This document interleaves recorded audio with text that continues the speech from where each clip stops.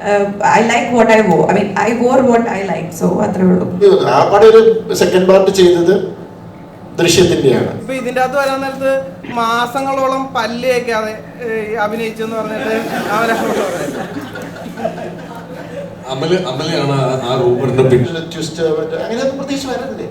ഇതൊരു ഡിഫറെന്റ്, ഒരു വ്യത്യസ്തമായ ഒരു സിനിമ, ഒരു നല്ലൊരു സിനിമ കാണുക എന്നുള്ള രീതിയിൽ വരിക. അല്ലാതെ ഇതിനകത്ത് ഭയങ്കരമായ ട്വിസ്റ്റ് ഉണ്ട്, അല്ലെങ്കിൽ ഭയങ്കരമായ ഹ്യൂമർ ഉണ്ട്, അങ്ങനത്തെ ഒന്നുമില്ല. ഇതൊരു ഡിഫറെന്റ്, അതേപോലെ ഒരു വ്യത്യസ്തമായ ഒരു സിനിമ എന്ന് കരുതി ഒരു കാര്യമാണ് ഞാൻ പറയുന്നത്. ലോകത്തിൽ ഇന്ന് ഒരു അരിച്ച് എന്നൊന്നും അവകാശപ്പെടുന്നില്ല. പക്ഷെ വേറൊരു എക്സ്പീരിയൻസ് ആയിരിക്കും സിനിമ എന്നാണ് കാര്യമുണ്ട്. ഇപ്പൊ ഈ പറഞ്ഞ ഡ്രസ്സിന്റെ കാര്യം, സൊസൈറ്റി ഇമ്പ്രൂവ് ചെയ്യുന്നുണ്ട്. സോഷ്യൽ മീഡിയ ഉള്ളതുകൊണ്ട് ചിലപ്പോൾ ഒരു 10 പേര് അവിടെ ഇവിടെ ഇരുന്ന് എഴുതുമായിരിക്കും. That was inappropriate, but ഞാൻ ഇട്ട dress I don't feel there's anything wrong in that. എൻ്റെ മൂഡ് എന്താണോ അതനുസരിച്ചാണ് ഞാൻ ഡ്രസ്സ് ചൂസ് ചെയ്തത്.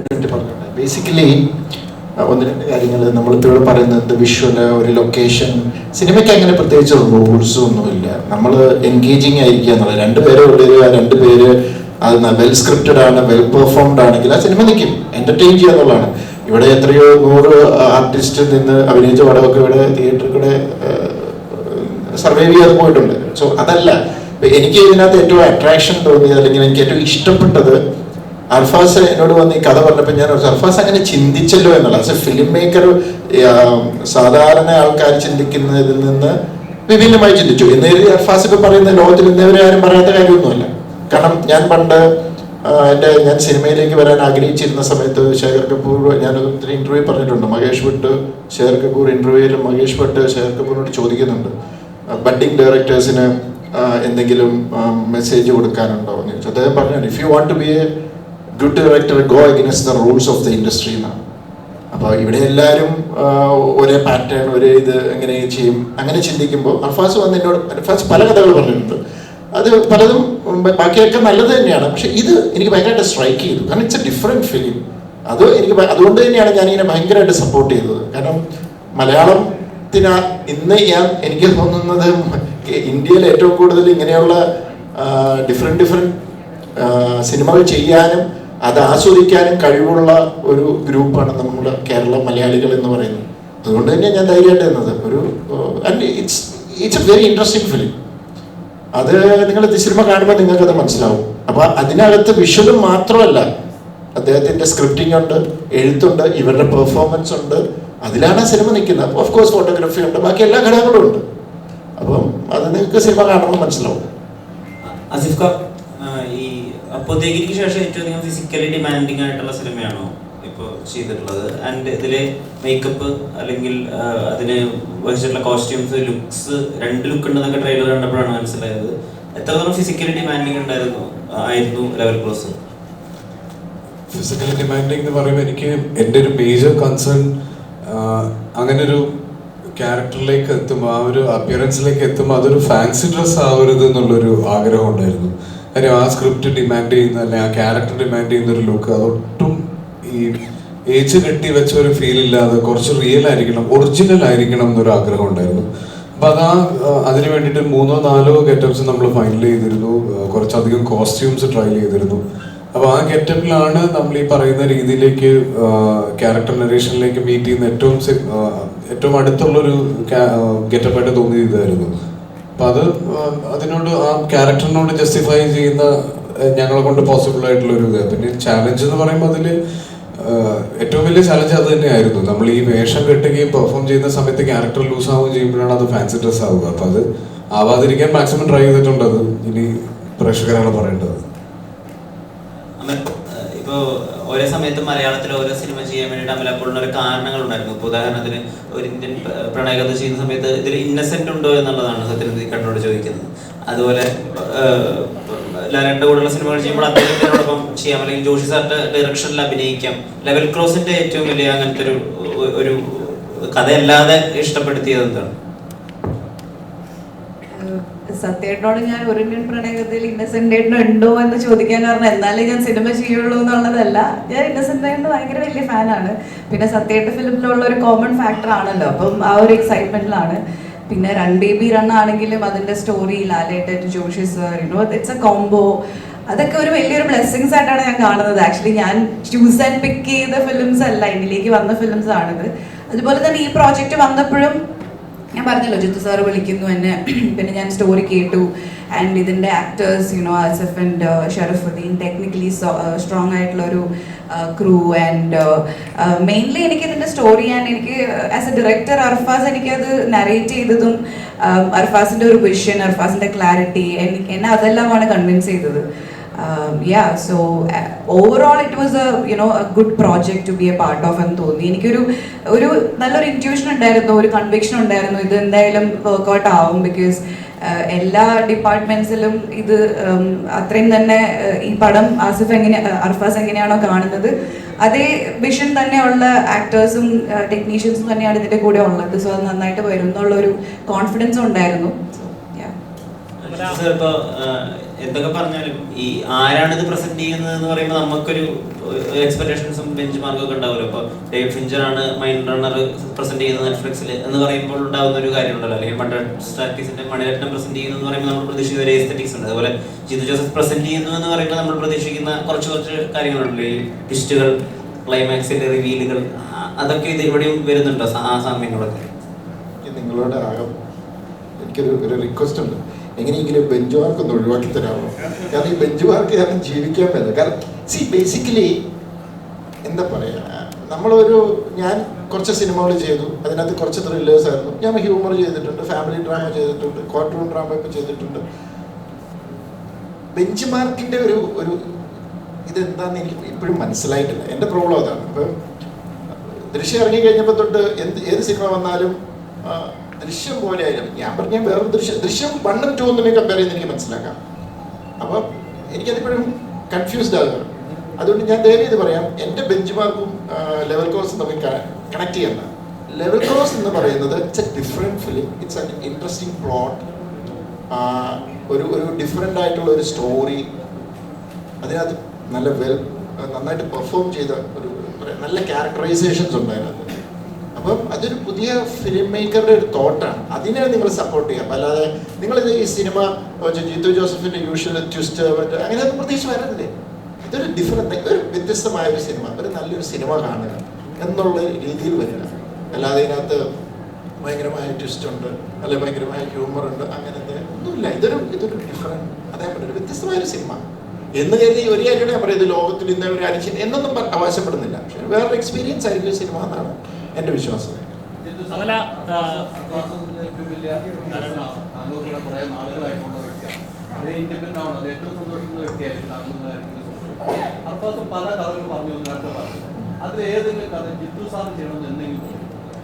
അർഫാസ് പറയും ചെയ്ത് ആഗ്രഹിച്ചു പറഞ്ഞാൽ ഞാൻ ചെയ്യാറുള്ളൂ. അല്ല പറഞ്ഞു, എനിക്ക് അർഫാസ് ഒരു നല്ലൊരു തോട്ട് എനിക്ക് എന്നോട് പറഞ്ഞു. പാവം കഷ്ടപ്പെട്ട് അത് വർക്ക് ചെയ്തുകൊണ്ട് വന്നത് അർഫാസിന് വേണ്ടി തന്നെ. എനിക്കും ഇഷ്ടപ്പെട്ട ഒരു ഹ്യൂമർ ട്രാക്കിലുള്ളൊരു സിനിമയാണ്, ഒരു ഇൻട്രസ്റ്റിംഗ് ഉണ്ട്. അത് പകുതി വർക്ക് ചെയ്തപ്പോഴത്തേക്ക് അതേ കഥയിൽ വേറൊരു സിനിമ വന്നു മലയാളത്തിൽ. അപ്പോൾ നമുക്ക് എന്ത് ചെയ്യാൻ പറ്റും? വർക്ക് ചെയ്തുകൊണ്ടിരിക്കുകയായിരുന്നു. അപ്പോഴൊരു ദിവസം പിടിച്ചു ഇങ്ങനെ പറഞ്ഞു, സാറേ ആ സിനിമ ഉണ്ടോ, അത് ഇത് തന്നെയാന്ന് പറഞ്ഞു. പിന്നെയും എന്നോട് ഓരോ തോട്ടുകൾ പറഞ്ഞു. അതൊക്കെ കുറച്ച് ഐഡിയാസ് എങ്ങനെ പറഞ്ഞു. അപ്പോൾ ഇങ്ങനെ ചിലത് പറയുമ്പോൾ ചില ഐഡിയാസ് നമ്മൾ സ്ക്രീൻ പ്ലേ ചെയ്ത് വർക്ക് ചെയ്ത് വരുമ്പോൾ അത് ഭയങ്കരമായിട്ടും നന്നായി വരാം. ചിലത് അത്രയും നന്നായി വന്നെന്ന് വരില്ല, ചിലപ്പോൾ ഡ്രോപ്പ് ചെയ്യേണ്ടി വരും. അങ്ങനെ പലത് പറഞ്ഞ കൂട്ടത്തിൽ എന്നോട് ഇത് പറഞ്ഞപ്പോൾ ഞാൻ പെട്ടെന്ന് ചോദിച്ചു, കുറച്ചുകൂടി ഒന്ന് ഡീറ്റെയിൽ ആയിട്ടൊന്ന് നോക്കിയിട്ട് എന്നോട് പറയാമെന്ന് ചോദിച്ചു. അപ്പോൾ ഞാൻ പറഞ്ഞു, അർഫാസ് ഇത് ഭയങ്കര ഇൻട്രസ്റ്റിംഗ് ആണ്. ആസ് എ ഫിലിം മേക്കർ നിങ്ങൾക്കത് ഭയങ്കര ഒരു break through, you are something different എന്നുള്ളൊരു ഫീല് എനിക്ക് തോന്നി. അത് ചിലപ്പോൾ ഓഡിയൻസിന് കിട്ടുമായിരിക്കും എന്നെനിക്ക് തോന്നി. അത് അല്ലാതെ പിന്നെ അർഫാസ് കൊണ്ടുവരുന്ന ഒരു കഥ ഇഷ്ടപ്പെട്ടാലും ഞാൻ എനിക്ക് ഇഷ്ടപ്പെട്ട ആഗ്രഹം തോന്നിയാൽ ഞാൻ വിട്ടായിരിക്കത്തേ ഉള്ളൂ. കാരണം അത് അർഫാസ് ചെയ്യട്ടെ. എന്തേ വരാത്തെന്ന് ഓർത്തുകൊണ്ടിരിക്കുകയാണ്.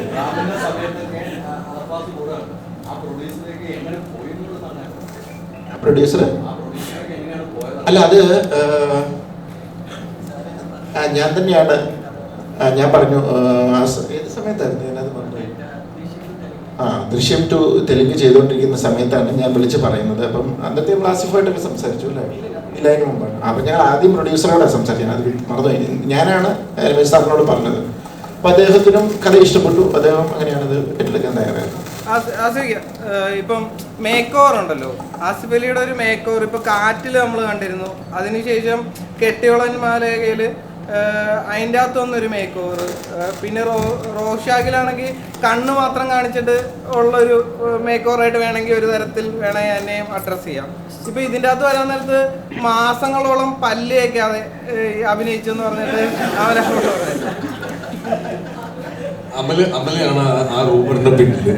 മാസങ്ങളോളം പല്ല് തേക്കാതെ അഭിനയിക്കാനോ കൂടെ നിൽക്കാനോ എനിക്ക് പറ്റുമെന്ന് അറിയില്ല. ഇനി അമലക്ക് അത് എപ്പോഴാ തോന്നിയെന്നും എനിക്കറിയില്ല. കാര്യം ആ ക്യാരക്ടറിന് അങ്ങനെ ഒരു ഔട്ട്ലൈൻ ഉണ്ടായിരുന്നു കാണുമ്പോൾ. കാര്യം ഒറ്റയ്ക്ക് താമസിക്കുന്ന ഒരാളാണ് അയാള്. ഒരു സമയം കഴിഞ്ഞപ്പോൾ അയാൾ ലുക്സിനെ പറ്റിയിട്ടോ അല്ലെങ്കിൽ അയാളുടെ ജീവിത രീതിയെ പറ്റിയിട്ടൊന്നും അയാൾ ബോധേഡ് അല്ല. സോഴ്സസ് അങ്ങനെ സൗകര്യമില്ലാത്തതുകൊണ്ടൊന്നല്ല, പുള്ളി ബോധേഡ് അല്ലായിരുന്നു. ആരും കാണാനില്ല. അപ്പൊ അങ്ങനെ ഉണ്ടായിരുന്നു. പക്ഷെ ഞാൻ അതിനു വേണ്ടി പല്ല് തേക്കാതിരുന്നിട്ടൊന്നുമില്ല. പിന്നെ ആ പല്ല് ഒരു പ്രോസ്തറ്റിക് ആണ്. ഒരു ഡോക്ടറെ കൊണ്ട് നമ്മുടെ റോണക്സ് മേക്കപ്പ് ആർട്ടിസ്റ്റ് ഉണ്ടാക്കിയതാണ്. അപ്പൊ ആ പല്ല് ഞാനാണ് ഡെയിലി വീട്ടിൽ കൊണ്ടുപോയിക്കൊണ്ടിരുന്നത്. ഷൂട്ട് കഴിഞ്ഞത് റൂമിൽ കൊണ്ടുപോയി ഞാൻ തന്നെ രാവിലെ വൃത്തിയാക്കി കൊണ്ടുവരുമായിരുന്നു. അപ്പം ആ പല്ലാണ് കാണുന്നത്. എന്റെ പല്ല് അകത്തുണ്ട്. അത് ഞാൻ ഡെയിലി തേക്കുന്നുണ്ടായിരുന്നു. എന്നിട്ട് ആ ഡെയിലി ഒരു സെൽഫി എടുത്ത് അയക്കും വീട്ടിലേക്ക് പിള്ളേർക്ക് ഗുഡ് മോർണിംഗ്. അമല, ഒരു ആർട്ടിസ്റ്റിനെ സംബന്ധിച്ച് ചെയ്യുന്ന കഥാപാത്രങ്ങൾ ഇന്നും ആ കഥാപാത്രങ്ങൾ ആ ഓഡിയൻസ് റിമെമ്പർ ചെയ്യാന്നുള്ളതായിരിക്കും ഏറ്റവും വലിയൊരു കാര്യം. അമല ചെയ്തിട്ടുള്ള എല്ലാ കഥാപാത്രങ്ങളും അതുപോലെ നിലനിൽക്കുന്നുണ്ട്. ആടയിലെ കഥാപാത്രങ്ങളായാലും എല്ലാ കഥാപാത്രങ്ങളും അതുപോലെയാണ്. ഈ സിനിമയിലെ കഥാപാത്രം എത്രത്തോളം ചാലഞ്ചിങ് ആണെന്ന് കരുതുന്നു? ഓഡിയൻസിലേക്ക് എത്രത്തോളം ലോക്ക് ചെയ്യും? ചാലഞ്ചിങ് ആയിരുന്നു. കാരണം ഫിസിക്കലി അല്ലെങ്കിൽ ലുക്ക് വൈസ് ഒന്നും അല്ല, ബട്ട് പെർഫോമൻസ് വൈസ്. കാരണം ഇതൊരു ഞാൻ പറഞ്ഞല്ലോ, ഈ ക്യാരക്ടേഴ്സിലൂടെയാണ് ഇതിന്റെ സ്റ്റോറി പോകുന്നത്. അപ്പം ഒത്തിരി ലേയേഴ്സ് ഉള്ള ഒരു ക്യാരക്ടറാണ് ഞാൻ പ്ലേ ചെയ്ത ചേത്താലി എന്ന് പറയുന്ന ക്യാരക്ടർ. അപ്പോൾ എനിക്ക് ഒത്തിരി കൺഫ്യൂഷൻസ് ഉണ്ടായിരുന്നു. ഒരുപാട് ക്ലാരിറ്റി വേണ്ട ഒരു ക്യാരക്ടറായിരുന്നു. ഐ റിമെമ്പർ ഞാൻ ജിത്തു സാറിനെയും അവിടെ നിന്ന് ടുണീഷ്യയിൽ നിന്ന് വിളിച്ചിട്ട് ഇതിനെക്കുറിച്ച് ഡിസ്കസ് ചെയ്തായിരുന്നു. ഞാൻ ഇതിനെക്കുറിച്ച് ഞാൻ ഒരു സൈക്യാട്രിസ്റ്റാണ് ഞാൻ പ്ലേ ചെയ്യുന്നത്. അപ്പം ഞാനൊരു ഡോക്ടർ, ഒരു സൈക്യാട്രിസ്റ്റ്, എനിക്കറിയാവുന്ന ഒരു ഡോക്ടറെ വിളിച്ചിട്ട് ഞാൻ ഡിസ്കസ് ചെയ്തിരുന്നു. അപ്പോൾ എനിക്ക് ആ ഒരു ക്ലാരിറ്റിയിലേക്ക് എത്താൻ വേണ്ടിയിട്ട് കുറച്ച് സമയം എടുത്തിരുന്നു. ബട്ട് അർഫസ് വാസ് ദെയർ. എനിക്ക് എൻ്റെ എല്ലാ ക്വസ്റ്റ്യൻസും വളരെ വ്യക്തമായി ക്ലിയർ ചെയ്ത് തന്ന്. അപ്പോൾ ആ ഒരു മെന്റൽ എക്സസൈസ്, ആ ഒരു പ്രോസസ്സ് വെച്ച് നോക്കുമ്പം ചാലഞ്ചിങ് ആയിരുന്നു. ബട്ട് എനിക്ക് I really want to thank ഞങ്ങളുടെ DOP അപ്പു പ്രഭാകർ. ലൈക്ക് നമ്മൾ ചില സിനിമയിൽ നമുക്ക് തോന്നില്ല നമ്മളെ കാണാനായിട്ട് വളരെ ഭംഗിയുണ്ടെന്ന്. Like I look really good, like presented very well. ചില ആംഗിൾസ് ലൈക്ക് എല്ലാം ഞാൻ ചെയ്യുന്ന എൻ്റെ പെർഫോമൻസ് വളരെ ബ്യൂട്ടിഫുൾ ആയിട്ട് ക്യാപ്ചർ ചെയ്തിട്ടുണ്ട് അപ്പോൾ. അപ്പം ആ ഒരു രീതിയിൽ എനിക്ക് ഐ എം റിയലി ഹോപ്പിംഗ് ഓഡിയൻസിന് ഇത് കാണുമ്പം മേ ബി ഒരു ഇന്ത്യൻ പ്രണയകഥയ്ക്കൊക്കെ ശേഷം എൻ്റെ അടുത്ത് ഒത്തിരി പേര് പറഞ്ഞായിരുന്നു ആ ലവ് സോങ് ഒക്കെ കണ്ടപ്പം അതിനുശേഷമാണ് അമലേനെ ഇങ്ങനെ കാണുന്നത് മലയാളത്തിൽ, അങ്ങനത്തെ ഒരു പെർഫോമൻസ്. അപ്പം ഞാനും എക്സൈറ്റഡ് ആണ്. മേ ബി ഇത് കഴിയുമ്പം ആ ഒരു ഫീൽ അല്ലെങ്കിൽ ആ ഒരു വൈബ് ഇത് ക്രിയേറ്റ് ചെയ്യുമെന്ന് എനിക്കും ഒരു പ്രതീക്ഷയുണ്ട്.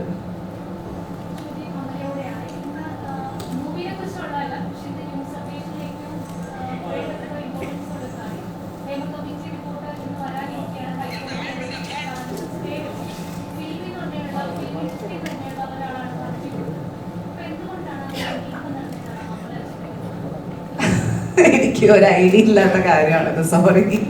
ഞാൻ but I think level cross, let's stick to that. അതെന്തുകൊണ്ട് എന്നോട് തന്നെ ചോദിക്കാൻ കാരണം? ഓക്കെ സോറി, ഞാൻ അതിനെക്കുറിച്ച് അവെയർ അല്ല. I am sorry. I think ഞാൻ അതിനെക്കുറിച്ച് പഠിച്ചിട്ട് പറയുന്നതായിരിക്കും നല്ലത്.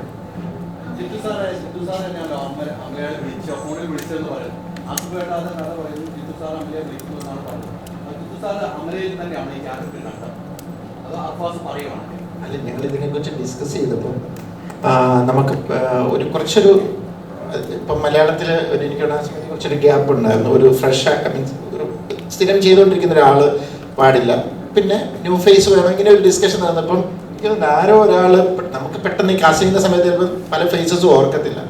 അങ്ങനെ ഇരുന്നപ്പോൾ ആരോ ഒരാൾ അവിടെ ഇരുന്ന് അമലപ്പോൾ എന്ന് പറയുമ്പോൾ പെട്ടെന്ന് എല്ലാവരും പറഞ്ഞു ഷീസ് ഗുഡ്, കറക്റ്റ്, ഇതിനകത്ത് മാച്ച് ചെയ്യുന്നുണ്ട് ക്യാരക്ടർ എന്ന് പറഞ്ഞാൽ ഇതൊരു ഗ്രൂപ്പ് ഡിസ്കഷനിൽ നിന്ന് പെട്ടെന്ന് പേര് പോപ്പപ്പ് ചെയ്ത് വന്നപ്പോൾ ഞങ്ങളൊക്കെ എടുത്ത ഡിസിഷനാണ്.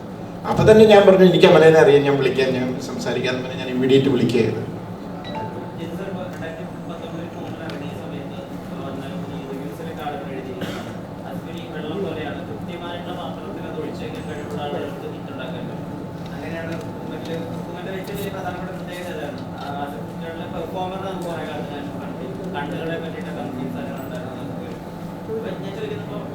പടം കഴിയുമ്പോഴും സാർ വന്നിട്ട് ഓരോ ആക്ടേഴ്സ് ഇന്നെ ഏറ്റവും അത്ഭുതപ്പെട്ടാണ് ഇൻസ്റ്റിറ്റ്യൂഷൻ പോലെയാണ് രാജുവേട്ടനെ പറ്റി എല്ലാ മേഖലയെ പറ്റി ധാരണയുള്ള ഒരാളെന്നുള്ളതാണ്. അതിനോടൊക്കെ ഒരു പടത്തിൽ ത്രോട്ട് വർക്ക് ചെയ്യും, മറ്റൊരു പടം പ്രൊഡ്യൂസറായി നിർവഹിക്കുകയും ചെയ്തല്ലോ. അദ്ദേഹത്തെ പറ്റി എന്താ പറയുക? Is A daring actor. അതായത് വേറെ പലരും ചെയ്യാൻ മടിക്കുന്നത് ചെയ്യാൻ തയ്യാറാകുന്ന ഒരു ആക്ടറാണ്. ഞാനത് പറയാം, ഞാനിന്നിപ്പം ബോളിവുഡിലും ഒക്കെ ഞാൻ പോയി പല സബ്ജക്റ്റ് ഡിസ്കഷനും കാര്യങ്ങളും പ്രൊജക്റ്റുകളും ഉണ്ട്. Majority of the actors are insecure. അങ്ങനെയാണോ ക്യാരക്ടർ, ഇങ്ങനെയാണോ ക്യാരക്ടർ, അങ്ങനെയാണ് ഇത്, അങ്ങനെ ഒരു പ്രശ്നം ആസിഫിനുണ്ട്. ചേട്ടാ എനിക്ക് എന്തെങ്കിലും ചെയ്യാനുണ്ടോ, അതെന്തായാലും ക്യാരക്ടർ എന്തായാലും. അതാണ് ആസിഫിൻ്റെ പ്രത്യേകത. അല്ലെങ്കിൽ basically is A talented actor, അതുകൊണ്ടാണല്ലോ ഇൻഡസ്ട്രിയിൽ ഇപ്പോഴും നിൽക്കുന്നത്. പക്ഷെ അതിനേക്കാൾ ഈസ് എ ഡെയറിങ് ആക്ടർ. ഇപ്പം ഉയരെ എന്ന് പറയുന്ന സിനിമ ഞാനൊരു കോമൻ്റെ കഥയൊക്കെ വന്നപ്പോൾ ഞാൻ പറഞ്ഞു, ഞാൻ പറഞ്ഞു എനിക്ക് ഭയങ്കരമായിട്ട് എനിക്ക് ബഹുമാനവും സ്നേഹവും തോന്നി. കാരണം ആസിഫ് ആ ക്യാരക്ടർ ചെയ്തതാണ്. ഇപ്പോഴും ഇവിടുത്തെ ഒരു പ്രശ്നം പല ആക്ട്രസസും ആക്ടേഴ്സിനോടും നമ്മൾ കഥ പറയുമ്പോൾ അയ്യോ എൻ്റെ ക്യാരക്ടറിന് ആ നെഗറ്റീവ് ഷെയ്ഡ് ഉണ്ടോ. ഞാൻ 12th മാൻ ചെയ്തപ്പോൾ ഫിദ എന്ന് പറയുന്ന ക്യാരക്ടർ ചെയ്യാനായിട്ട് കുറേ ആക്ട്രസുമായിട്ട് ഡിസ്കസ് ചെയ്തപ്പോഴൊക്കെ എല്ലാവരും മാറുക പേടിച്ച്. എന്തിനാ ഇങ്ങനെ ഇമേജ് കോൺഷ്യസ് ആകുന്നത്? അവരൊരു ഒരു ക്യാരക്ടറിനെ പോർട്രേ ചെയ്യുമല്ലോ, അത് അവരുടെ സ്വഭാവമാണെന്നല്ലല്ലോ നമ്മൾ പറഞ്ഞത്. അതിന് അത്രയും പേടിക്കുന്നുണ്ട് പലരും. അങ്ങനെ എല്ലാവരും ഞാൻ പറയുന്നില്ല, പലരും. പക്ഷെ ആസിഫിൻ്റെ ഏറ്റവും വലിയ ക്വാളിറ്റി ആണ് കണ്ടത്. Is a good actor and is a daring actor. Thank you sir. ആസിഫിക്ക് ആദ്യം തന്നെ ചോദിക്കുകയാണ്, ഈ പറഞ്ഞ പോലെ ഉയരയിലെ കഥാപാത്രങ്ങൾ വന്ന് തിയേറ്ററിൽ ഇറങ്ങിയെങ്കിലും സോഷ്യൽ മീഡിയയിൽ വന്നപ്പം നെഗറ്റീവ് ഷെയ്ഡ് വന്നപ്പോഴേക്കും കുറേ നെഗറ്റീവായിട്ട് ഇങ്ങനെ നെഗറ്റീവ് ചെയ്തല്ലോ എന്ന് പറഞ്ഞൊരു ഇമേജ് ഉണ്ടായിരുന്നു. അപ്പോൾ അങ്ങനെ ഒരു ഇമേജ് ഉള്ളതുകൊണ്ടാണോ കൂടുതൽ കഥകൾ അല്ലെങ്കിൽ നെഗറ്റീവ് ഷെയ്ഡ് അല്ലെങ്കിൽ അങ്ങനത്തെ ഒരു കഥാപാത്രങ്ങൾ മിസ് ചെയ്ത് പോകുന്നത്? ക്യാരക്ടേഴ്സ് മിസ് ചെയ്ത് പോകുന്നതോ?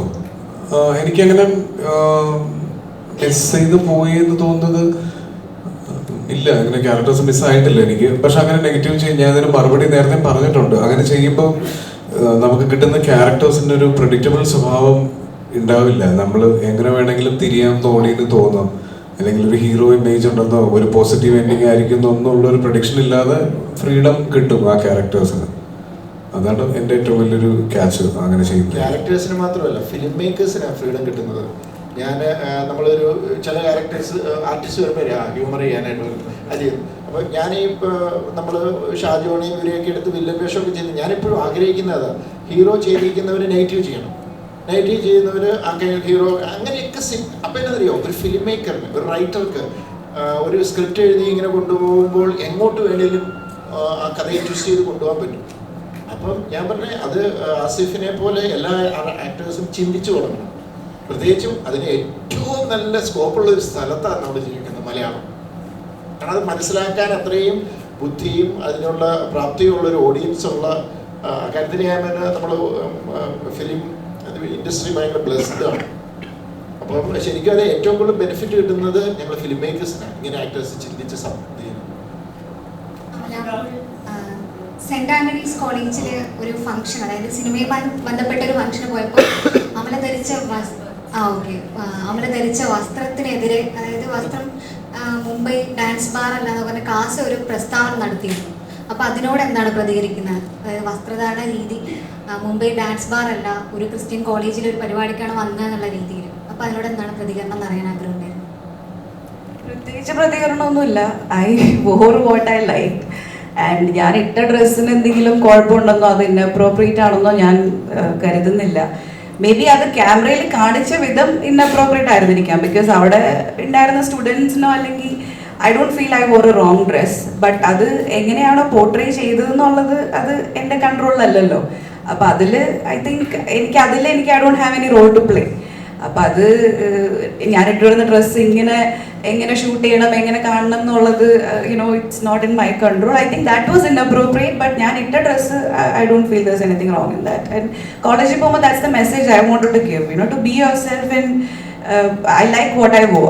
I wore what I like. So അത്രേ ഉള്ളൂ.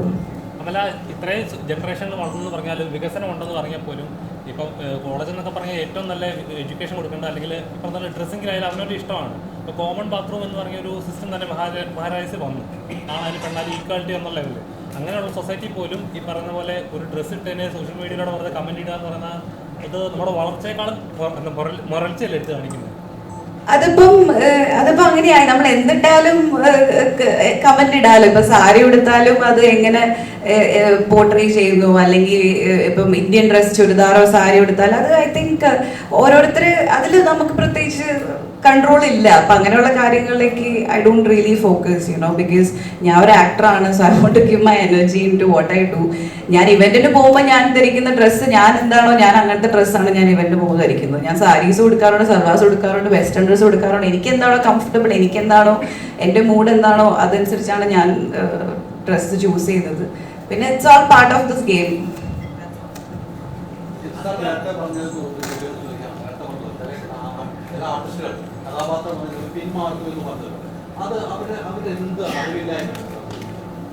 അത് ബേസിക്കലി അവർ ഇമേജ് കോൺഷ്യസ് ആയതുകൊണ്ടാണ്. അതുപോലെ തന്നെ ഈ ചില എനിക്ക് തോന്നുന്നു കൂടുതലും ആക്ട്രസസ് ആണെന്ന് തോന്നുന്നു, ഞാനിങ്ങനെ ചിരിക്കുകയോ അല്ലെങ്കിൽ ഇങ്ങനെ ചെയ്യുമ്പോൾ എൻ്റെ മുഖം ഇങ്ങനെ ആയി പോവോ. ശരിക്കും അങ്ങനെയൊക്കെ പോയി കഴിഞ്ഞാൽ നമ്മൾ ഒത്തിരി നമ്മളെ തന്നെ കൺട്രോൾ ചെയ്യുന്ന പോലെയാവും. അപ്പോൾ ഇമേജ് കോൺഷ്യസ് ആണ് ഇതെല്ലാം. ഇപ്പോൾ ഈ പറഞ്ഞ പോലെ കുറച്ച് പേര് എഴുതുമായിരിക്കും നെഗറ്റീവ് ക്യാരക്ടർ ചെയ്തല്ലോ അങ്ങനെ. പക്ഷേ ഇപ്പോൾ ഉയരയിൽ അങ്ങനത്തെ ഒരു ക്യാരക്ടർ ചെയ്തു, അത് കഴിഞ്ഞ് ആസിഫിന് എന്തെങ്കിലും സംഭവിച്ചോ? ആസിഫ് മുകളിലേക്ക് ഞാൻ ഗ്രാഫ് വളരുക ചെയ്തത് ആസ് ആൻ ആക്ടർ. അത് മനസ്സിലാകും. കുറച്ച് പേര് അവിടെ ഇവിടെയൊക്കെ എല്ലാ സൊസൈറ്റിയിലും എല്ലാ കാര്യത്തിനും കുറച്ച് വേറെ രീതിയിൽ ചിന്തിക്കാൻ ആൾക്കാരുണ്ട്. ഇപ്പോൾ ഈ പറഞ്ഞ ഡ്രസ്സിൻ്റെ കാര്യം, സൊസൈറ്റി ഇമ്പ്രൂവ് ചെയ്യുന്നുണ്ട്. സോഷ്യൽ മീഡിയ ഉള്ളതുകൊണ്ട് ചിലപ്പോൾ ഒരു 10 പേര് അവിടെ ഇവിടെ ഇരുന്ന് എഴുതുമായിരിക്കും. അതിൻ്റെ അർത്ഥം സൊസൈറ്റി താഴേക്ക് പോകുന്നല്ല, സൊസൈറ്റി ഇമ്പ്രൂവ് ചെയ്ത് തന്നെ പോകുന്നത്. അതിപ്പോൾ 100 കൊല്ലം കഴിഞ്ഞാലും കുറച്ച് പേര് കാണും. എപ്പോഴും ഉണ്ട്. 100 പേരുണ്ടെങ്കിൽ 100 സ്വഭാവക്കാരാണ്, അത്രയേ ഉള്ളൂ. അപ്പോൾ അത് എന്താ പറയുക, ഞാൻ ബേസിക്കലി ഈ ക്വസ്റ്റ്യനിലേക്ക് വരികയാണെങ്കിൽ ഇമേജ് കോൺഷ്യസ് ആണ്. ഞാനിപ്പോൾ ഇങ്ങനെ ചെയ്ത് കഴിഞ്ഞ് പുറത്തേക്ക് ഇറങ്ങുമ്പോൾ ആൾക്കാരെങ്ങനെ എടുക്കും, ചിലപ്പോൾ കുറച്ച് പേര് അത് എടുക്കും, മനസ്സിലാക്കാവുന്നവർക്ക് അത് മനസ്സിലാവും, അത്രേ ഉള്ളൂ. അത് നോക്കരുത്. ആ ഇമേജ് കോൺഷ്യസ് ആകാതെ ആർട്ടിസ്റ്റ് വന്ന് നല്ല രീതിയിൽ പെർഫോം ചെയ്യുന്ന ഒരു ഇത് ആയി വരുന്നുണ്ട്. ഇപ്പം എനിക്ക് തോന്നുന്നു കുറേ പുതിയ ജനറേഷൻ വരുന്ന പിള്ളേരൊക്കെ കുറച്ച് തയ്യാറാവുന്നുണ്ട്. പക്ഷെ ചിലർക്ക് ഇപ്പോഴും ഒരു മടിയുണ്ട്. മാറ്റിയാൽ അവർക്ക് നല്ലത്.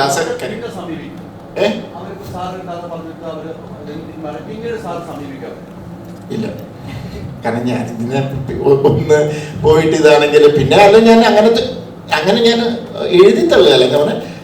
അപ്പം ഇനിയിപ്പോൾ ആ വ്യക്തിക്ക് പറ്റുന്ന ഒരു ക്യാരക്ടർ വന്നാൽ അതിന് എൻ്റെ സെൽഫിഷ്നെസ് ആണ്. ഞാൻ പോവും, എനിക്ക് ആവശ്യമുണ്ടെന്ന് തോന്നിയാൽ, അല്ലേ ഞാൻ ചെയ്യത്തില്ല. കാരണം നമ്മളൊരു ഒരു ഐറ്റമായിട്ട് ചെല്ലുവാണ്. അപ്പം അവർ നോക്കേണ്ടതിൻ്റെ പെർഫോം ചെയ്യാനുള്ള സാധ്യതയെക്കുറിച്ചാണ്. അതാണ് ഒരു ആക്ടർ നോക്കേണ്ടത്. അല്ലാതെ എനിക്ക് എങ്ങനെയായിരിക്കണം, അയ്യോ എനിക്ക് അങ്ങനെ ആവാൻ പറ്റത്തില്ല, അല്ലെങ്കിൽ എനിക്ക് എന്താ പറയുക ഇല്ലീഗൽ റിലേഷൻഷിപ്പ് ഉള്ള ഒരു ക്യാരക്ടർ ആവാൻ പറ്റത്തില്ല, അല്ലെങ്കിൽ പണ്ട് ഏതോ ഒരു ഇതിനകത്ത് പ്രോസ്റ്റിറ്റ്യൂട്ടായിട്ട് ചെയ്യാൻ ഞാനില്ല. അങ്ങനെയൊക്കെ ചിന്തിക്കരുത്. ഇതെല്ലാം ക്യാരക്ടറല്ലേ, അത്രേ ഉള്ളൂ. അപ്പം ചെല്ലാത്തതിൻ്റെ കാരണം എന്താ പറയുക, അവരുടെ സിനിമയോടുള്ള അവരുടെ അപ്രോച്ച് എനിക്ക് മനസ്സിലായി. ദേ ആർ നോട്ട് പാഷനേറ്റ് എന്നൊരു ഫീലിംഗ് വന്നു. ഫെയിമോ അല്ലെങ്കിൽ ലൈം ലൈറ്റോ മാത്രമാണ്. അങ്ങനെയാവുമ്പോൾ അതിനകത്തൊരു ഇതുണ്ട്, അത്രേ ഉള്ളൂ. സാർ, അത് ഈ പറയുന്ന പോലെ ഒരു കഥാപാത്രത്തെ കാണാതെ ആ വ്യക്തിയെ കാണുന്നോണ്ടുള്ള ഒരു പ്രശ്നം കൂടെയല്ലേ? അപ്പൊ എനിക്ക് അവരുടെ പ്രശ്നത്തെ കുറിച്ച് എനിക്ക് ഒത്തിരി പറയാൻ പറ്റത്തില്ല. ഓഡിയൻസ് ആയിട്ട് കാണുന്നത് നമ്മളൊരു സിനിമ കാണുമ്പോൾ ഒരു ജീവിതമാണ് കാണുന്നത്. അവരുടെ ജീവിതമാണ് നമ്മൾ കാണുന്നത്. അത് അവിടെ ആസിഫ് എന്നോ അമല എന്നൊരു വ്യക്തിയല്ല, അവിടെ 2 കഥാപാത്രങ്ങളാണ് കാണുന്നത്. പക്ഷേ എന്തെങ്കിലും ഒരു സീൻ ഉണ്ടെങ്കിൽ അത് ഇന്ന വ്യക്തിയുടെ സീൻ അല്ലെങ്കിൽ ഇന്ന നടിയുടെ സീൻ എന്ന് പറഞ്ഞ് പുറത്ത് റീൽസും അല്ലെങ്കിൽ വാർത്തകളായിട്ട് വരുമ്പോൾ വ്യക്തിഹത്യ അല്ലെങ്കിൽ വ്യക്തികളായിട്ട് കാണുന്നോണ്ടുള്ള പ്രശ്നം കൂടെ അല്ലേ കഥാപാത്രമായി കാണാതെ? ആരുടെ പ്രശ്നമാണെന്ന് പറയുന്നത്? ആർക്ക് പ്രശ്നമാണെന്ന് കൺവേ ചെയ്യുന്നത് അങ്ങനെ ഒരു കഥാപാത്രമായി കാണാതെ വ്യക്തികളെ കാണുന്ന പ്രശ്നമല്ലേ? അതായിരിക്കും. അത് അങ്ങനെ കാണുന്ന ഓഡിയൻസിന്റെ കാര്യമല്ലേ പറഞ്ഞത്. ഇപ്പം നമുക്കൊന്നും ചെയ്യാൻ പറ്റത്തില്ലോ. അതേപോലെ അങ്ങനെയുള്ള ആൾക്കാരുണ്ട്, അല്ലാതെ അതിനെ പോസിറ്റീവായിട്ട് എടുക്കുന്ന ആൾക്കാരുണ്ട്. ജിത്തു സാർ തന്നെ അതിനിടയ്ക്ക് ലാലേട്ടനെ വെച്ചൊരു പടം ചെയ്തു, തെലുങ്കിൽ ദൃശ്യത്തിന്റെ റീമേക്ക് ചെയ്തു. ഒരുപാടായി. എപ്പോഴാണ് റാം ഇറങ്ങി? ഞാൻ ദയവേത് നിങ്ങളോട് ഒരു കാര്യം പറയാം. റാമിന്റെ ചോദ്യം ഇനി എന്നോടല്ല ചോദിക്കണം, ഇനി അത് പ്രൊഡ്യൂസറിനോട് ചോദിക്കണം. കാരണം ഞാനും ലാലേട്ടനും എൻ്റെ ടീം ഈസ് വെയിറ്റിംഗ് ഫോർ പ്രൊഡ്യൂസറിൻ്റെ ഒരു തീരുമാനത്തിന് വേണ്ടി വെയിറ്റ് ചെയ്യണം. അപ്പം അദ്ദേഹത്തോട് ചോദിക്കുക, കാരണം ഞങ്ങൾ റെഡിയാണ്. അത്രേ എനിക്ക് പറയാൻ പറ്റും. നേരത്തെ അമല മാം സിനിമാറ്റോഗ്രാഫറിനെ പറ്റി പറഞ്ഞു. അപ്പോൾ തീർച്ചയായിട്ടും അദ്ദേഹത്തിനെ പറ്റി പറഞ്ഞു. കാരണം ആ ടീസർ കണ്ടപ്പോൾ തന്നെ എനിക്ക് ഭയങ്കര അത്ഭുതമായിട്ട് തോന്നി. കാരണം നല്ല ഗംഭീരമായിട്ടുള്ള ഷോട്ട്സ് കാണിക്കുന്നത്. അത് എടുത്ത് പറയുകയാണെങ്കിൽ ആ ഒരു ഗുഹ അല്ലെങ്കിൽ ആ റെയിൽവേ ട്രാക്ക് ആസിഫൊക്കെ നടന്നു വരുന്ന ആ ഒരു ഷോട്ട്. അപ്പം എനിക്കൊരു ഡൗട്ട് തോന്നി അന്നേരം, അതായത് ഈ സിനിമയിലെ ഏറ്റവും മികച്ച ഷോട്ടുകൾ കൂട്ടി വെച്ച് ടീസർ ഉണ്ടാക്കിയതാണോ, അല്ലെങ്കിൽ സിനിമയിലുടനീളം ഇത്തരത്തിലുള്ള ഷോട്ട്സ് ഒരുപാട് ഉണ്ടായിരിക്കുമെന്ന്. അപ്പൊ ആസിഫൊക്കെ സിനിമാറ്റോഗ്രാഫിയിൽ എത്രത്തോളം സാറ്റിസ്ഫൈഡ് ആണ്? ഈ സിനിമാറ്റോഗ്രാഫർ ജഡ്ജ് ചെയ്യുന്നത് സിനിമയ്ക്ക് ആവശ്യമുള്ളത് മാത്രം ഷൂട്ട് ചെയ്യുന്ന ആളാണ് നല്ല സിനിമാറ്റോഗ്രാഫർ എന്നാണ് ഞാൻ വിശ്വസിക്കുന്നത്. അതിൻ്റെ അത് സിനിമാറ്റോഗ്രാഫറിന്റെ കഴിവ് കാണിക്കാനല്ല, അതിൻ്റെ അത് ഞാനൊരു കുറേ ഗിമ്മിക്സ് കാണിക്കുക, ചിലപ്പോൾ അത് ഡിമാൻഡ് ചെയ്യുന്ന സിനിമകളുണ്ടാവും. ഞാൻ വിശ്വസിക്കുന്നത് ഈ ഡയറക്ടർ എങ്ങനെയാണോ ഈ സിനിമ നറേറ്റ് ചെയ്യാൻ ആഗ്രഹിക്കുന്നത് അതിനെ സപ്പോർട്ട് ചെയ്യുന്ന, അല്ലെങ്കിൽ അത് ഒരു ടേസ്റ്റ്ഫുള്ളി ചെയ്യുന്ന ആളായിരിക്കണം നല്ല സിനിമാറ്റോഗ്രാഫർ. അപ്പുവിനെ ഞാൻ ഇതിൽ മെൻഷൻ ചെയ്യാനുള്ളൊരു കാരണം, ഈ സിനിമയെ അപ്പു മനസ്സിലാക്കി ഈ ഒരു മാജിക്കൽ ഫീൽ ഈ സിനിമയിൽ കൊടുക്കുക. ഒരു ഇമാജിനറി വേൾഡ് നമ്മൾ പറയുമ്പോൾ അതിനെവിടേക്കോ ഒരു പ്രത്യേകതകൾ, ഒരു അസ്വാഭാവികത തോന്നണം, എന്നാൽ അത് ഭയങ്കര ഗിമിക്കായിട്ട് തോന്നരുത് എന്നുള്ളത് കൃത്യമായ ഒരു ലൈനിലൂടെ അപ്പു പോയിട്ടുണ്ട്. പിന്നെ ആ ലൊക്കേഷൻ ഒരു പുതിയ സ്ഥലമാണ്, അപ്പം നമുക്കത് കാണുമ്പോൾ അതിലെ എല്ലാ ഫ്രെയിംസും നമുക്ക് ഭയങ്കര ബ്യൂട്ടിഫുൾ ആയിട്ട് തന്നെ തോന്നും. അത് തന്നെയായിരുന്നു അർഫാസിന്റെ ഉദ്ദേശവും. ഈ കഥ നടക്കുന്നത് എവിടെയാണെന്നോ ഏത് ജോഗ്രഫി ആണെന്നോ ഒന്നും ഓഡിയൻസിന് മനസ്സിലാവരുത്. എന്നാൽ ഇതൊരു മലയാള സിനിമയാണോ എന്ന് ചോദിച്ചാൽ ഇതൊരു ഒരു ഇന്റർനാഷണൽ സിനിമ, അതായത് നമ്മൾ റെപ്രസെന്റ് ചെയ്യാൻ ആഗ്രഹിക്കുന്ന മലയാളത്തിൽ നിന്നുള്ള ഇതൊരു മലയാള സിനിമയാണ് പുതിയൊരു സ്റ്റൈലിൽ പറയുന്നത്. അപ്പൊ ആ ഒരു പുതുമ എല്ലാ രീതിയിലും കൊണ്ടുവരാൻ ശ്രമിച്ചിട്ടുണ്ട്. അതേപോലെ ആസിഫ് അലിയുടെ എന്നുള്ള രീതിയിൽ മൾട്ടി ലാംഗ്വേജിൽ വരുന്ന ഒരു ആദ്യത്തെ ഒരു സിനിമയാണ്. അപ്പം ഇപ്പോഴാണെങ്കിൽ തമിഴ് ഓഡിയൻസ് മലയാള സിനിമ അത് ഏത് നടന്റെ ആണെങ്കിലും നല്ല കഥകൾ, നല്ല കോണ്ടന്റ് ഉണ്ടെങ്കിൽ സ്വീകരിക്കുന്ന ഒരു കാലഘട്ടമാണ്. ഇപ്പൊ അത്തരത്തിൽ എത്രത്തോളം ഒരു എക്സ്പെക്ടേഷൻ ഉണ്ട്? നമ്മൾ ഓരോ പ്രാവശ്യവും നമ്മുടെ സിനിമകളുടെ പ്രൊമോഷനായിട്ടും കേരളത്തിന്റെ പുറത്ത് പോകുമ്പോൾ ആളുകൾ പറയുന്നത് കേരളത്തിൽ നിന്ന് വരുന്ന മലയാള സിനിമയ്ക്ക് പ്രെഡിക്റ്റബിലിറ്റി ഇല്ല എന്നുള്ളതാണ്. അവിടെ നിന്ന് വരുന്ന സിനിമകൾ ഇത്തരത്തിലായിരിക്കും, അല്ലെങ്കിൽ നമ്മൾ തമിഴ് സിനിമ എന്ന് പറയുന്ന പോലെ, തെലുങ്ക് സിനിമ എന്ന് പറയുന്ന പോലെ ഒരു ഐഡന്റിറ്റി ഇല്ല മലയാള സിനിമയ്ക്ക്. ഇവിടെ നിന്ന് ഓരോ പ്രാവശ്യം പോയി അവിടെ ആളുകൾ ശ്രദ്ധിക്കുന്നത് ഓരോ രീതിയിലുള്ള സിനിമയാണ്. അപ്പം തലവിന് ശേഷം എനിക്കിനി വരാൻ പോകുന്ന റിലീസ് അവിടെ ആരെങ്കിലും കാണുന്നുണ്ടെങ്കിൽ അവർക്ക് തലവനിൽ നിന്ന് എൻറ്റയർലി ഡിഫറെൻ്റ് ആയ ഒരു സിനിമ കൊടുക്കാൻ പറ്റുന്നതിൻ്റെ ഒരു എക്സൈറ്റ്മെന്റ് ഉണ്ട്. അത് നമ്മുടെ സിനിമയുടെ ഒരു വളർച്ച ആളുകൾ ശ്രദ്ധിക്കുമ്പോൾ അവർക്ക് കിട്ടുന്ന ഒരു സന്തോഷമായിരിക്കും ആ ഒരു ഡിഫറൻസ് എന്ന് പറയുന്നത്. 2018-ലൊക്കെ അവന്റെ ഇത് മൈക്ക് മേടിച്ചു ചുമ്മാ തമാശ. 2018-ലൊക്കെ ഉണ്ടായിരുന്നു, അത് ഇന്ത്യ ഒട്ടാകെ ഈവൻ ഓസ്കാറിൽ വരെ പോയൊരു സിനിമയാണ്. അപ്പം അതിൽ അഭിനയിച്ച ഒരു ആക്ടർ എന്നുള്ളൊരു നിലയ്ക്ക് ഇപ്പൊ മൾട്ടി ലാംഗ്വേജ് അല്ലെങ്കിൽ വേറെ ലാംഗ്വേജിലൊക്കെ ചേട്ടൻ കോൺഫിഡൻസ് ഇല്ലാന്ന് പറഞ്ഞിട്ടുണ്ട്. അപ്പം അതിന്റെ ഒരു ആവശ്യം ഇനി ഇല്ലല്ലോ, കാരണം ഇപ്പം ഇന്ത്യ ഒട്ടാകെയുള്ള ആൾക്കാരൊക്കെ കണ്ട് കോൺഫിഡൻസ് ഇല്ലെന്ന് പറഞ്ഞത് എനിക്ക് മലയാളത്തിൽ നിന്ന് ഞാൻ പോയി മലയാള സിനിമയെ റെപ്രസെന്റ് ചെയ്ത്, അല്ലെങ്കിൽ അവിടെ നിന്ന് വന്നൊരു ആക്ടറാണെന്ന് പറയുമ്പോൾ എനിക്ക് അവിടെ കിട്ടേണ്ടത് അങ്ങനെ ഒരു വേഷമായിരിക്കണം എന്നൊരു ആഗ്രഹമുണ്ട്. പിന്നെ എൻ്റെ ഒരു സിനിമ കണ്ട്, എൻ്റെ ഒരു ക്യാരക്ടർ കണ്ട് അവിടുത്തെ ആളുകൾ മനസ്സിലാക്കിയതിന് ശേഷമായിരിക്കണം അവിടെ പോകണം എന്നുള്ളതുകൊണ്ട് ഈ വിളികളൊക്കെ വന്ന സമയത്ത് അതിനേക്കാൾ നല്ല മലയാള സിനിമ എനിക്ക് ഇവിടെ കിട്ടുന്നുണ്ടായിരുന്നു, അതുകൊണ്ടാണ് പോകാതിരുന്നത്. എല്ലാ സിനിമകളിൽ തന്നെ ഓരോ മെയിൻ കഥാപാത്രത്തിൽ മെമ്മറീസിന്റെ പ്രത്യേകതയായാലും കഥാപാത്രത്തെയായാലും എല്ലാ കഥാപാത്രങ്ങളും പറഞ്ഞു പോകുന്ന ഒരു ഡെപ്ത് ആയിട്ടുള്ള കഥാപാത്രമാണ് നമുക്ക് കാണാൻ സാധിക്കുന്നത്. തിയേറ്ററിൽ നിന്ന് ഇറങ്ങിക്കഴിഞ്ഞാലും കഥകൾ വേറെയും പറയാനുണ്ടെന്നുള്ള രീതിയിൽ ദൃശ്യം 2 എടുക്കുമ്പോഴും ആ ഒരു ചിന്ത എന്റെ മനസ്സിൽ വന്നിരുന്നു. അപ്പോൾ ഈ അടുത്ത് കണ്ടതിൽ ദൃശ്യം 2 കഴിഞ്ഞ് കൂമന് കഴിഞ്ഞ ഒരു ഈ സ്ഥലത്ത് ലാലേട്ടന്റെ ഈ ദൃശ്യം 3 വരാണെങ്കിൽ കൂമനിൽ ആസിഫ് അലി ആയിരിക്കണം ഈ പറഞ്ഞ പോലെ ലാലേട്ടന്റെ ഒരു ഇത് ഭയങ്കര കമന്റ് ചെയ്യുന്നതായിരുന്നു. അതുപോലെ തന്നെ എല്ലാ സിനിമകളും എടുത്താലും ഇപ്പൊ പൃഥ്വിരാജിന്റെ റോള് വേറൊരു സിനിമയ്ക്ക് വേണ്ടിയിട്ട് ഇപ്പൊ ലാലേട്ടനായിട്ട് ചെയ്യുക, അങ്ങനെയുള്ള ഒരു യൂണിവേഴ്സ് ക്രിയേറ്റ് ചെയ്യാന്നുള്ള രീതിയിൽ കമന്റിന് വരാറുണ്ടായിരുന്നു. അത് ഇത്തരം ഒരു സിനിമ നമുക്ക് ചെയ്യാൻ സാധിക്കും. യൂണിവേഴ്സൽ അങ്ങനെ എൻ്റെ പ്രോബ്ലം വെച്ചാൽ കാരണം ആ ഒരു അല്ല, എൻ്റെ ഒരു കാര്യം ഞാൻ പറയാം. എൻ്റെ ഒരു ഇത് വെച്ചിട്ട് ഇപ്പോൾ ആരെങ്കിലും എന്തെങ്കിലുമൊക്കെ ചെയ്യുന്നുണ്ടോ, ഇപ്പം ആ യൂണിവേഴ്സ് എന്നുള്ളൊരു പരിപാടി നടക്കുന്നുണ്ട്. അപ്പം ഞാനെന്താ ഞാനും ഒരു യൂണിവേഴ്സ് അടിച്ചേക്കാം എന്നോർത്ത് എൻ്റെ പ്രോബ്ലം വെച്ചാൽ ഞാനൊരു കഥയെ കിട്ടിക്കഴിഞ്ഞാൽ ആ കഥയെ അപ്രോച്ച് ചെയ്യണം. ഓക്കെ, ആ കഥ എങ്ങനെ പറയാം, എങ്ങനെ കുറച്ചൊന്ന് ഡിഫറെൻ്റ് ആക്കാം, അല്ലെങ്കിൽ എങ്ങനെ അതിനകത്ത് ഇമോഷൻസ് വർക്ക് ചെയ്തിട്ടുണ്ട് എന്ന് മാത്രമേ ഞാൻ ചിന്തിക്കാറുള്ളൂ. അതായത് ആ ക്യാരക്ടറോ ഈ ക്യാരക്ടറോട് എടുത്തിട്ട് ഇത് യൂണിവേഴ്സ് ആക്കി ഞാൻ അങ്ങനെ ചിന്തിക്കുന്നില്ല. അത് എൻ്റെ കുഴപ്പമായിരിക്കാം, എനിക്കറിയില്ല. എന്നോട് എൻ്റെ മോളി ചോദിച്ചു ഇത് ശരിക്കും ഇങ്ങനെ ഇതിലൊക്കെ വന്നപ്പം സാമലക്സ് മറ്റേ കൂബനിലെ ഇത് CBI നമ്മുടെ സേതുരാമയ്യർ ഇവര്. അപ്പം ഞാൻ പറഞ്ഞു അല്ല അത് എൻ്റെ ക്യാരക്ടർ അല്ല എങ്കിലും ഇങ്ങനെ ഞാൻ പറഞ്ഞു എനിക്ക് കിട്ടുന്നില്ല, എനിക്കങ്ങനെ ആലോചിക്കാൻ പറ്റുന്നില്ല. ഓരോ കഥയും ഞാനിങ്ങനെ ഇത് ചെയ്യുന്നു. ആ പാടെ ഒരു സെക്കൻഡ് പാർട്ട് ചെയ്തത് ദൃശ്യത്തിൻ്റെയാണ്. അതിങ്ങനെ കറക്റ്റ് ഒരു ഇത് വന്നപ്പോൾ ആ ക്യാരക്ടറിനെ ഞാൻ കണ്ടിന്യൂ ചെയ്തു. ഇനിയിപ്പോൾ നാളെ കൂമൻ ഒരു ഇതുണ്ടാവുമോ എനിക്കറിയില്ല. ചിലപ്പോൾ ഒരു നല്ല ഐഡിയ വന്നാൽ ചിലപ്പോൾ ഉണ്ടാവുമായിരിക്കും.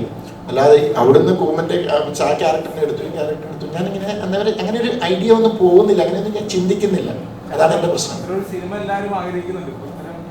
നിങ്ങൾ ആരെങ്കിലും ഒന്ന് ഇതൊരു സ്ക്രിപ്റ്റ്, ഇത് സ്ക്രിപ്റ്റ് ഉണ്ടാക്കണ്ടേ? ഏറ്റവും വലിയ ബുദ്ധിമുട്ട് അവിടെയാണ്. നമുക്ക് ചുമ്മാ ഇരുന്ന് പറയാം അവിടെ ഇരുന്നിട്ട്. ഞാനിപ്പോൾ പുറത്തുനിന്ന് സ്ക്രിപ്റ്റ് എടുക്കുന്നുണ്ട്.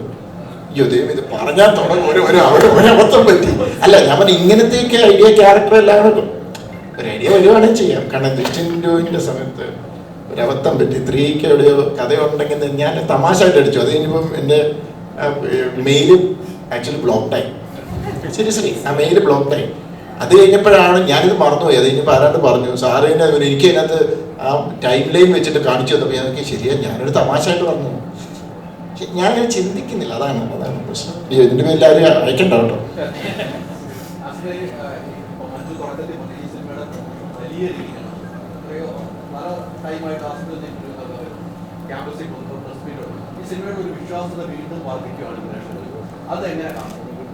അല്ല നമ്മൾ ഏത് പ്രൊഡക്റ്റ് നമ്മൾ ഇൻട്രൊഡ്യൂസ് ചെയ്യുമ്പോഴും അതിന്റെ മാർക്കറ്റിങ്ങിന് അതിൻ്റെതായ എഫേർട്ട് എടുക്കണം എന്ന് വിശ്വസിക്കുന്ന ഒരാളാണ് ഞാൻ. എൻ്റെ സിനിമ ഏറ്റവും കൂടുതൽ ആളുകളിലേക്ക് റീച്ച് ചെയ്യണം, അല്ലെങ്കിൽ ആ സിനിമ കാണാനൊരു തോന്നൽ ഉണ്ടാക്കണം എന്നുള്ളത് നമ്മുടെ മാർക്കറ്റിങ്ങിന്റെ മറ്റൊരു അത്യാവശ്യമുള്ളൊരു അതാണ് മാർക്കറ്റിംഗ് ഉദ്ദേശിക്കുന്നത്.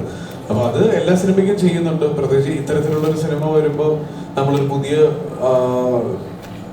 നരേറ്റീവ് ഉള്ള ഒരു സിനിമയാണ്. അപ്പൊ ഇതിൻ്റെ അകത്ത് ട്രെയിലർ കാണുമ്പോൾ കിട്ടുന്ന ഒരു മൂഡുണ്ടല്ലോ, ആ മൂഡ് വെച്ചിട്ട് ഈ സിനിമയ്ക്ക് ആളെ കൊണ്ടുവരണമെങ്കിൽ, ആളുകളിലേക്ക് കൂടുതൽ എത്തിക്കണമെങ്കിൽ നമ്മളൊരു എഫേർട്ട് വേണം. പിന്നെ ഇൻഡസ്ട്രി വലുതാവുകയാണ്. ഒരുപാട് നല്ല സിനിമകൾ വരുന്നു. ഇപ്പൊ ഈ വർഷം എടുക്കുമ്പോൾ ഈ വർഷം ഇറങ്ങിയ എല്ലാ സിനിമകളും അത്യാവശ്യം ഒരു എബോ ആവറേജ് ലെവലിൽ അഭിപ്രായങ്ങൾ നേടിയ സിനിമയാണ്. അപ്പൊ അങ്ങനെ ഒരു വലിപ്പം ഇൻഡസ്ട്രിക്കും ഫീൽ ചെയ്യണം എന്നൊക്കെ ഉള്ളതുകൊണ്ടാണ് ഇങ്ങനെ എഫേർട്ട് ഇട്ട് മാർക്കറ്റ് ചെയ്യുന്നത്. ആസിഫ് ഇപ്പൊ ഈ റെയിലിൽ തല വെച്ച് ട്രെയിൻ വരുന്നത് കാണുന്ന ഒരു ഷോട്ടാണ് നമുക്ക് എല്ലാവർക്കും മൂന്നാം നിരയിലെ കമലഹാസനെയും ശ്രീദേവിനെയും ഓർമ്മ വരും. അല്ലെങ്കിൽ പല്ലിൽ കറയിട്ട ഒരു ആക്ടർ ഓടിയിടന്ന് നടക്കുന്നു, അപ്പൊ കറുത്തപക്ഷികളിലെ ശ്രീ മമ്മൂക്കേനെ ഓർമ്മ വരും. ഇതൊക്കെ ചെയ്യുമ്പോൾ ആസിഫയുടെ മനസ്സിൽ എന്തൊക്കെയാ വരിക? എന്റെ മനസ്സിൽ രഘു മാത്രമായിരുന്നു ഉണ്ടായിരുന്നത്. കാര്യം അർഫാസ് അത്ര രസമായിട്ടാണ് എനിക്ക് ആ ക്യാരക്ടർ പറഞ്ഞു തന്നിരുന്നത്. പിന്നെ ഒത്തിരി സമയമെടുത്താണ് നമ്മൾ ഈ സിനിമ ഷൂട്ട് ചെയ്തത്. ഈ പറയുന്ന പോലെ പെർഫോമൻസിന് വേണ്ടിയിട്ടാണെങ്കിലും നമ്മൾ ഒരുപാട് റിഹേഴ്സൽസും ഒരുപാട് വർക്ക്ഷോപ്സും ഒക്കെ ചെയ്തിട്ടുണ്ട്. അപ്പൊ അത് എല്ലാ ഡീറ്റെയിലിങ്ങും ക്യാരക്ടേഴ്സ് ഞാൻ പറഞ്ഞില്ലേ, ഒരു ഏച്ചുകെട്ടലായി പോകരുത് ആ ക്യാരക്ടർ. അപ്പൊ അത് ഭയങ്കര ഒറിജിനലായിട്ട് നിൽക്കാനുള്ള എല്ലാം എൻ്റെ ഭാഗത്തുണ്ടായിരുന്നു. അല്ലാതെ വേറെ ഒരു റെഫറൻസോ അല്ലെങ്കിൽ വേറെ ആളുകൾ ചെയ്തത് കൊണ്ട് എനിക്കും ഇങ്ങനൊരു വേഷം വേണം. പണ്ട് ഇങ്ങനെ ഒരു തോന്നലുണ്ടായിരുന്നു, ഇങ്ങനെ ഒരു സാധനം ചെയ്താൽ സ്റ്റേറ്റ് അവാർഡ് അടിക്കാം എന്നുള്ളത്. അപ്പൊ അങ്ങനെയൊന്നും അല്ല. ഇത് ഈ ക്യാരക്ടർ ഇഷ്ടപ്പെട്ട് ഈ സിനിമയെ ഇഷ്ടപ്പെട്ട് തന്നെയാണ് ചെയ്തത്.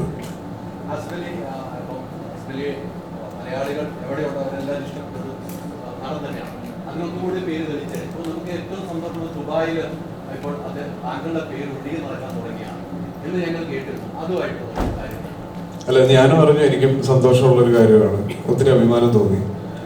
അപ്പൊ അതിന്റെ താഴെ ഒരു കോമന്റ്, എന്താ പിന്നെ ഇവരൊരു ചില്ലുകൂട്ടിലിട്ട് പുണ്യാളിലിട്ട് പ്രഖ്യാപിക്കുന്നു. അപ്പൊ അതും എല്ലാം ഇതിന്റെ ഭാഗമാണ്. അങ്ങനെ ഒരാൾക്ക് തോന്നി, അത് ഒരുപാട് സന്തോഷം. ഇല്ല, ഞാനും അത് ന്യൂസിലൂടെയാണ് അറിയുന്നത്. എനിക്കും അദ്ദേഹത്തിന് ഒരുപാട് പരിചയമുണ്ട്, പക്ഷെ അങ്ങനെ ഒരു കാര്യം ചെയ്യുന്നു എന്നുള്ളതൊന്നും എനിക്ക് അറിയില്ലായിരുന്നു. അത് ഞാനും കേട്ടപ്പോ എനിക്കും തോന്നി അത് കുറച്ച് ഓവറായി പോയില്ലേ.